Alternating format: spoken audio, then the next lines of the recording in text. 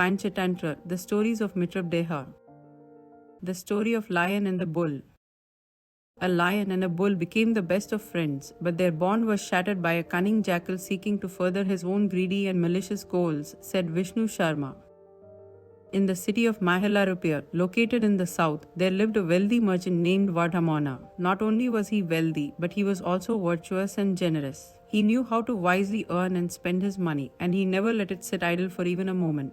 Vardhamana believed in the saying, earn well and spend well. A good tank should have plenty of water flowing in and out. Similarly, a businessman's life should never stagnate, but should always be flowing. He should use his existing wealth to acquire more, like a man catching wild elephants with his tame ones. Wealth that is not used is only a burden, like a donkey carrying gold, and the fool who hoards it only does so for the benefit of others.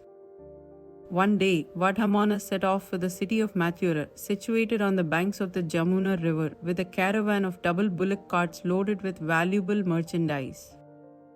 Nandikar and Sanjivakar, two magnificent bulls, were tasked with pulling one of these carts. These bulls were as plump and white as clouds, with golden bells that chimed merrily as they trod along. As the caravan travelled through a lush forest teeming with all manner of trees and wild animals, Sanjivakar lost his footing on the rain-slicked road and suffered a fractured ankle.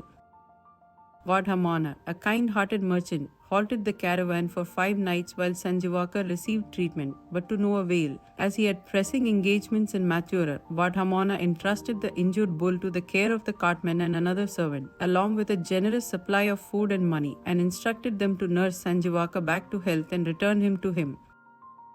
Tragically, the very next day after Vardhamana's departure, the two men became frightened by their isolation in the forest and left the bull behind, later claiming to their master that it had died and they had performed its last rites before burying it. However, fate had other plans. Against to the surprise of everyone, Sanjivakar recovered and managed to pull himself to his feet. He made his way to the Jamuna river, where he feasted on the lush grasses growing on its banks and drank from the rejuvenating waters. His strength gradually returned, and he grew to be as powerful and majestic as Nandi, the bull of Lord Shiva himself. Sanjivakar revelled in the joy of being alive, bellowing with delight as he roamed the forest. Pingalakar, a lion who lived in the same forest, was out one day drinking from the Jamuna when he heard Sanjivakar's mighty bellows. Terrified by the unknown creature, he returned to the banyan tree where he made his home, surrounded by his animal retinue. Despite his fear, Pingalakar remained dignified and majestic, seated under the banyan tree.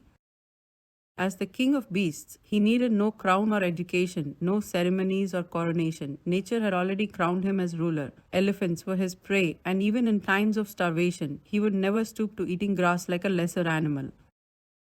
2 jackals named Karataka and Damanakar, who were among the animals gathered around Pingalakar, noticed that their lion king had returned from the river without drinking. Damanakar took his brother aside and said, Karatakar, look at our master. He went to the Jamuna to drink water, but why did he return so suddenly without drinking, and why does he look so sad and troubled?